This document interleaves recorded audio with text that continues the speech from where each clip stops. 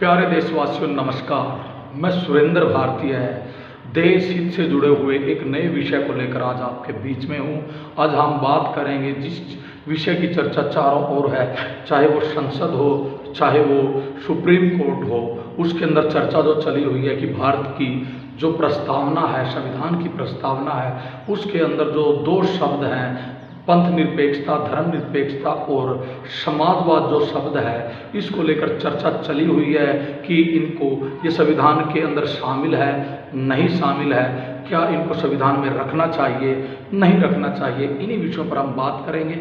उनसे पहले हम सबको जान लेना चाहिए कि जो देश का संविधान होता है वो सरकारों को निर्देश देता है कि आपने देश को आगे किस प्रकार ले जाना है, आपने देश के अंदर किस प्रकार से व्यवस्था करनी है, जो नीतियाँ बनेगी वो कैसे बनेगी, उनके लिए निर्देशित करने का काम भारतीय संविधान करता है। और इसमें कोई दो राय नहीं कि भारतीय संविधान अपने आप में क्रांति होता यदि सरकारें ईमानदारी से इसको लागू करती।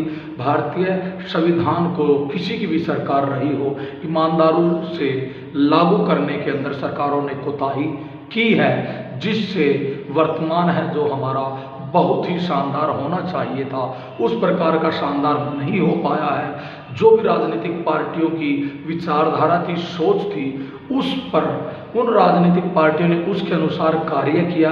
तो हम बात करते हैं कि जब भारतीय संविधान बनकर तैयार हुआ, उस समय की परिस्थितियों की हम बात करते हैं।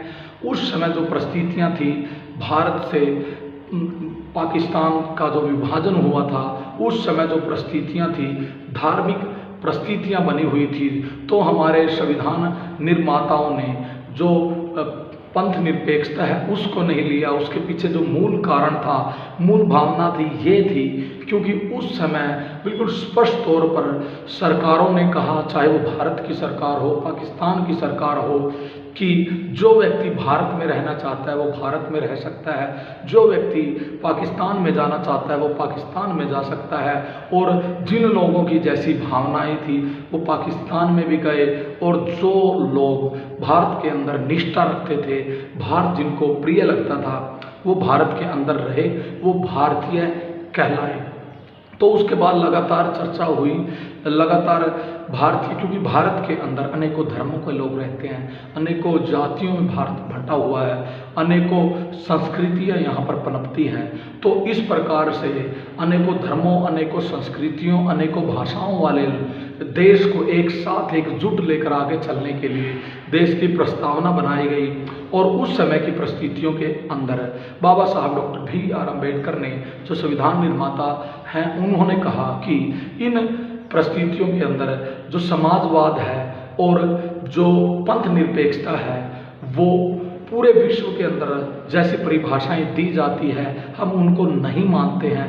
भारतीय परिप्रेक्ष्य में, भारतीय परिस्थितियों के अनुसार जो धर्मनिरपेक्षता है, पंथ निरपेक्षता है या समाजवाद है, वो अलग रूप में हम लागू करेंगे। क्योंकि यदि एक लोकतांत्रिक व्यवस्था को जिंदा रखना है, क्योंकि हमारा देश लंबे समय से गुलाम रहा, और जिसका कारण था कि हम जातियों में बंटे हुए थे, हम अलग अलग धर्मों में बंटे हुए थे, हम अलग अलग संस्कृतियों के मानने वाले लोग थे। इस प्रकार से अलग अलग संस्कृतियों, धर्मों, जातियों में बंटे हुए लोगों को एक साथ ले जाने के लिए उस समय हमारे संविधान निर्माताओं ने, नेताओं ने, महामानवों ने ये सोचा कि इस बड़े देश को किस प्रकार से हम सुनहरी भविष्य की ओर लेकर जाएं। तो संविधान की प्रस्तावना उसके अंदर लागू की गई। और जो संविधान की प्रस्तावना है वो क्या कहती है कि हम भारत के लोग, भारत को संपूर्ण प्रभुत्व संपन्न, जिसके अंदर उस समय समाजवादी और पंथ निरपेक्ष शब्द था वो नहीं जोड़ा गया था, तो उससे अलग क्या थी, लोकतंत्रात्मक गणराज्य बनाने के लिए तथा उनके समस्त नागरिकों को सामाजिक, आर्थिक और राजनीतिक न्याय, विचार अभिव्यक्ति, विश्वास, धर्म और उपासना की स्वतंत्रता, प्रतिष्ठा और अवसर में समता प्राप्त करने के लिए तथा उनके सब में व्यक्ति की गरिमा और राष्ट्र की एकता सुनिश्चित करने वाली बंधुता बढ़ाने के लिए कार्य करेंगे। तो इस प्रकार की प्रस्तावना थी और इसको 1976 के अंदर श्रीमती इंदिरा गांधी जी के शासनकाल के अंदर इसको 42वें संविधान संशोधन के द्वारा बदला गया। तो उस समय की यदि हम परिस्थितियां देखते हैं तो भिन्न परिस्थितियां थी उस समय, क्योंकि उस समय जो समाजवाद के तहत एक नारा दिया गया गरीबी हटाओ, और उस समय बहुत से बदलाव करने के श्रीमती इंदिरा गांधी ने, जिसके अनेकों अलग अलग चर्चा का विषय हो सकते हैं, तो लागू किया। और सबसे बड़ी बात होती है कि भारतीय संविधान दुनिया का सबसे बड़ा जीवंत संविधान है जो अपने आप में बदलाव करने के लिए, अमेंडमेंट के लिए इजाज़त देता है कि इसके अंदर समय के अनुसार, परिस्थितियों के अनुसार, जो सरकमस्टांसिस होते हैं उनके अनुसार देश हित के लिए बदलाव किया जा सकता है। तो उस समय की जो परिस्थितियां थी, तो इस प्रकार से धार्मिक अनुवाद की परिस्थितियां थी, इसीलिए पंथ निरपेक्षता जो शब्द है वो लागू किया गया और समाजवाद के ऊपर कार्य करना ज़रूरी था। तो क्या इन दो शब्दों को शामिल कर ही सरकार कार्य कर सकती थी? तो सीधे तौर पर जो ये दो शब्द लागू किए गए वो सिर्फ अपने राजनीतिक हितों को साधने के लिए ही लागू किए गए। और क्योंकि यदि सरकार चाहती है, हमारी प्रस्तावना में पहले से ही धार्मिक स्वतंत्रता का प्रावधान था, हमारी इसमें जो सामाजिक मूल्य होते हैं वो शामिल किए गए थे, जिसके अंदर सब व्यक्तियों की गरिमा, राष्ट्र की एकता और प्रतिष्ठा और अवसर की समता की बात की गई थी और सामाजिक न्याय की बात की गई थी। यही मूल्य होते हैं जो समाजवाद के मूल रूप हैं। इनकी बात ऑलरेडी कर ली गई थी, लेकिन अपने राजनीतिक हितों के लिए इनको उस समय शामिल किया गया और इस पर लगातार बहस चली हुई। और वर्तमान में भी जो अभी हमारे सांसद नई संसद के अंदर चुन कर गए हैं, उनको जो मूल प्रतियां दी गई, उन मूल प्रतियों से पंथ निरपेक्षता, धर्मनिरपेक्षता और समाजवाद शब्द है वो उसमें शामिल नहीं थे। बड़े ही हास्यास्पद स्थिति बनती है, एक इतने बड़े देश का जो संविधान है, वर्तमान में जो उसके अंदर चहीने चीज़ें लागू की गई है, जब उनको हम उनका उल्लंघन करते हैं, अनदेखी करते हैं, तो ये देश हित में नहीं होता है। उसके अंदर दो शब्द हैं जो ऑलरेडी जोड़े गए हैं और पूर्व में भी अलग अलग कोर्ट के द्वारा, सुप्रीम कोर्ट हो या अन्य कोर्टों के द्वारा ये निर्देश सरकारों को दिए गए हैं कि इन दो मूल शब्दों को शामिल करेंगे। लेकिन मूल बात क्या रहती है, मुख्य बात क्या रहती है, सरकार की मंशा। क्या सरकार सिर्फ इन्हीं दो शब्दों को शामिल कर कर सभी व्यक्तियों को धार्मिक आज़ादी देने का कार्य करेगी? क्या इन्हीं दो शब्दों को शामिल कर या हटाकर सामाजिक न्याय की बात हो सकती है? यहाँ पर सरकार की मंशा पर प्रश्न उठते हैं, क्योंकि वर्तमान जो सरकार है, हमने देखा इनके कार्यकालों को हम जब देखते हैं, हम वर्तमान सरकार के कार्यकाल के ऊपर बात करेंगे और थोड़ी सी बात पूर्व की सरकारों के कार्यकाल के ऊपर भी बात करेंगे। अभी कोरोना काल के अंदर हमने देखा कि एक मजदूर व्यक्ति पैदल जा रहे थे और कुछ लोगों को जहाज़ों के द्वारा विदेशों से लाया जा रहा था, तो अलग अलग दृश्य थे। भारतीय संविधान कहता है कि सभी व्यक्ति बराबर है, उनकी जो प्रतिष्ठा है उनको अवसर मिलने चाहिए और उनकी जो एक कीमत है, उनकी जो एक प्रतिष्ठा है वो बराबर रहनी चाहिए। भारतीय संविधान निर्देश देता है, लेकिन सरकारों ने वहाँ पर भेदभाव किया। यदि हम बात करते हैं, आज भी मजदूरों के पास बहुत नामात्र की सुविधाएं मिलती है, उनको अधिक घंटे कार्य करना पड़ता है। और वर्तमान सरकार ने मजदूर जो दिवस मनाया जाता है उसको के ऊपर भी रोक लगाई है।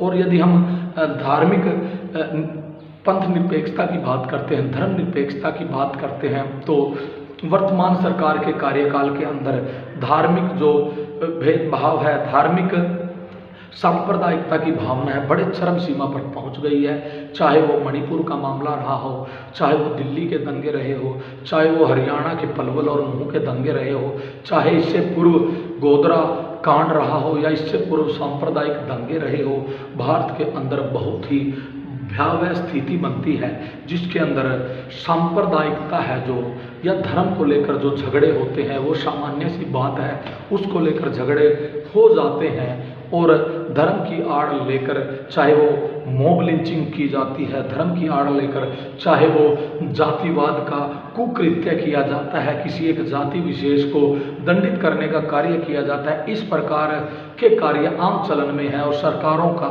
इनको रोकने के लिए, इन पर पाबंदी के लिए कोई खास कार्य सरकारों द्वारा होता हुआ दिखाई नहीं देता है। इसीलिए भारतीय संविधान ने जो मूल शब्द कहे थे कि प्रत्येक व्यक्ति की सामाजिक, आर्थिक और राजनीतिक जो आज़ादी है वो सुनिश्चित होगी, प्रत्येक व्यक्ति को की प्रतिष्ठा और प्रत्येक व्यक्ति को समान अवसर मिलेंगे, उसके लिए सरकारें काम करेंगी, उन पर सरकारों ने काम नहीं किया है। और भारतीय संविधान दुनिया का सबसे शानदार संविधान है, क्योंकि इसके अंदर दुनिया के सबसे शानदार कानूनों को शामिल किया गया।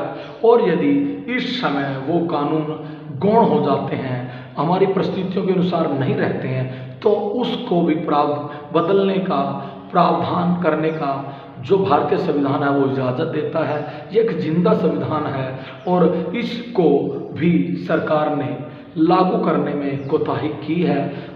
सरकारें हैं जो वर्तमान में बहुत से मूवमेंट चलाती हैं, चाहे वो किसी भी धर्म विशेष की पुस्तक को प्रचारित करने का रहा हो, या अंतर्राष्ट्रीय स्तर पर हम योग दिवस जैसे आयोजन करते हैं उनको प्रचारित करने का प्रावधान किया गया हो सरकार के द्वारा। ये अच्छे कार्य हैं। तो जो दूसरे बात है कि इसी प्रकार से भारतीय संविधान को भी जन जन तक पहुंचाने के लिए भी कार्य होना चाहिए, और ये कार्य सरकार द्वारा किया जाना चाहिए। सरकार ने इनकी अनदेखी की है तो मूल बातें यही रहती है कि वर्तमान में सिर्फ राजनीतिक उठापटक चली हुई है, जिससे किसी व्यक्ति का फायदा होने वाला नहीं है। और यह भी बात किसी से छिपी नहीं है कि वर्तमान में जो भारतीय जनता पार्टी की सरकार है वो धर्म आधारित राजनीति करती है। खुले तौर पर भारतीय संविधान का उल्लंघन है, क्योंकि भारतीय संविधान निषेध करता है कि किस प्रकार से धर्म को लेकर राजनीति नहीं होगी, तो धर्म आधारित राजनीति की जाती है। प्रत्येक भारतीय को समझना चाहिए कि भारतीय संविधान बिल्कुल प्रत्येक भारतीय को आज़ादी देता है उसके धर्म को मानने की।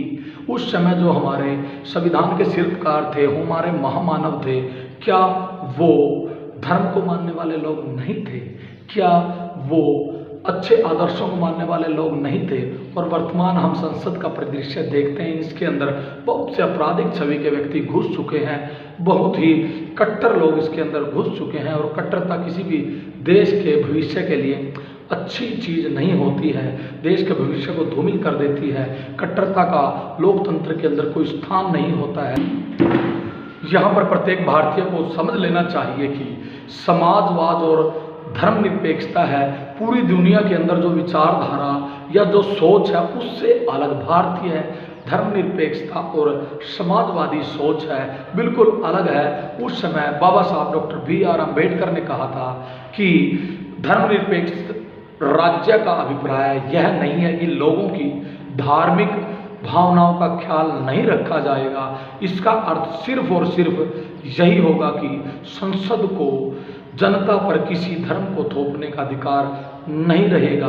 और समाजवाद की यदि बात करते हैं, बिल्कुल दुनिया में जो समाजवाद शब्द यूज होता है, परिभाषा इस्तेमाल होती है, उससे अलग भारतीय परिदृश्य के अनुसार समाजवादी विचार जो भारतीय संविधान में है वो लिया गया है। उसमें समाजवाद से अभिप्राय प्रत्येक व्यक्ति को धार्मिक, आर्थिक और राजनीतिक समानता देने का है, उनको सामाजिक न्याय देने का है, प्रत्येक व्यक्ति की गरिमा और प्रतिष्ठा के लिए, और प्रत्येक व्यक्ति को समान अवसर देने के लिए, और देश के जो संसाधन हैं उनको इस प्रकार से वितरित किया जाए या उनका इस प्रकार से उपयोग किया जाए कि वो सिर्फ एक व्यक्ति को ही अमीर बनाने वाले ना हो, और सभी भारतीयों का जीवन उन्नत करने वाले वो विचार होने चाहिए, नीतियाँ होने चाहिए।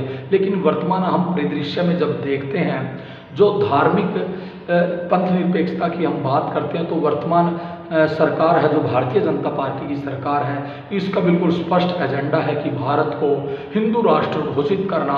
जिस प्रकार से पाकिस्तान एक मुस्लिम राष्ट्र है उसी प्रकार से एक कट्टरवादी देश स्थापित करना, क्योंकि भारत की जो सनातन धर्म की हम संस्कृति कहेंगे उसके अंदर बहुत सा मानववाद उसके अंदर झलकता है, लेकिन समय बदलाव के अंदर उसको भी बदल दिया गया, कट्टरवादी सोच उसके अंदर जानबूझकर डाल दी गई। इसी प्रकार से वर्तमान की जो हिंदुत्व की विचारधारा है उसको भी कट्टरवादी बना दिया गया है। जो मूल विचारधारा है हिंदुत्व की वो वैष्णवदेव कुटुंबकम की है, सबको अपना मानने की है और उनका उसके अंदर कट्टरता का कोई स्थान नहीं है। प्रत्येक भारतीय को इसको समझना चाहिए। जो अपने पड़ोसी का या अन्य धर्म के लोगों को समान बराबरी का अधिकार देते हैं, इस प्रकार की विचारधारा धर्मनिरपेक्षता की भारतीय विचारधारा रही है, इसको कट्टरता बनाने का कार्य लगातार बहुत से वर्षों से चला हुआ है। प्रत्येक भारतीय को समझना चाहिए यह कट्टरता सिर्फ उन राजनीतिक लोगों के हित में है, देश के हित में नहीं है।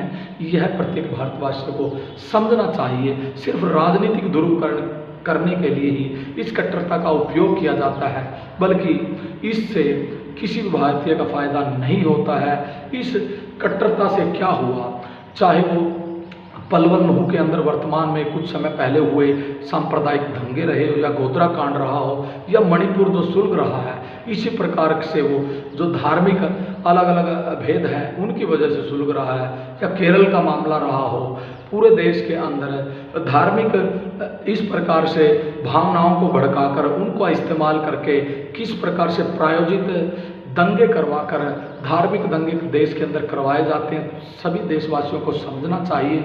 और वर्तमान परिस्थितियों को प्रत्येक भारतीयों को एक मुहिम चलानी चाहिए कि सरकारें भारतीय संविधान को ईमानदारी से लागू करें, जिससे देश दुनिया का सबसे अग्रणी देश बने और भारतीय अर्थव्यवस्था को जो तीसरी अर्थव्यवस्था बनाने का जो एजेंडा वर्तमान मोदी सरकार लागू कर रही है, तो उसके पीछे की सच्चाई भी यही है कि कुछ पूंजीपतियों को अमीर बनाकर, धन्ना सेठ बनाकर उनके द्वारा ही देश को विकसित किया जाए, देश को तीसरी अर्थव्यवस्था बनाई जाए, उसको लेकर चला हुआ है। लेकिन भारतीय संविधान कहता है प्रत्येक व्यक्ति का जीवन उन्नत बनाकर, उसका जीवन में प्रतिष्ठा लाकर, उसको समान अवसर देकर, संसाधनों का इस प्रकार से उपयोग कर कर कि किसी एक पूंजीपति को या कुछ मुट्ठी भर पूंजीपतियों को अमीर नहीं बनाएंगे, बल्कि प्रत्येक भारतीय को अमीर बनाने के लिए कार्य करेंगे।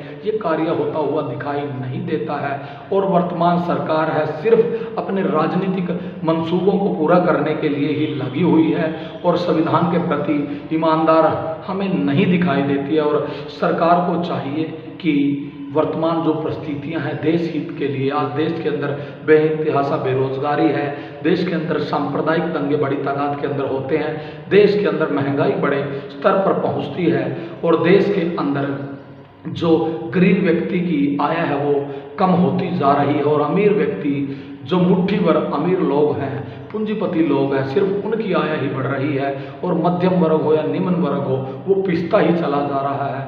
आज देश के अंदर सामाजिक खाइयाँ हैं वो बढ़ती लगातार जा रही है। इनको कम करने के लिए भारतीय संविधान को ईमानदारी से अपनाकर लागू करना चाहिए। यही एक भारतीय होने के नाते मेरा सरकार से आग्रह है। एक अलग देश हित से जुड़े हुए विषय को लेकर आपके बीच में आऊँगा।